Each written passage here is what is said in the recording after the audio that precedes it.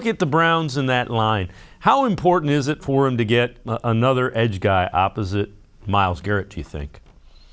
I think it's definitely important. Pass rush is one of those things where one player can make a ton of difference.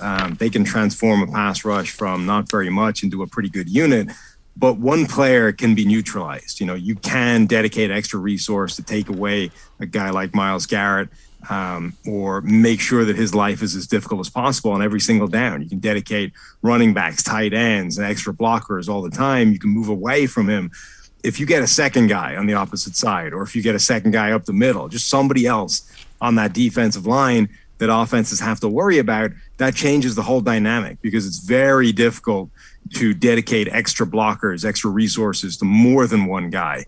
And if they're able to give anybody any kind of compliment to Myles Garrett, I think that makes that defense not just a little bit better, but it's a force multiplier. It magnifies not just the impact of that guy, but it magnifies the impact of what Myles Garrett can do as well, and transforms that defensive line. So, I think if they can get a Jadeveon Clowney back, that I think would be an absolutely no-brainer move, particularly when, a guy like Alex Wright, I think in the draft was a really intriguing addition and could potentially add something as well. That they need, one or two of those guys to really hit and provide something opposite Garrett.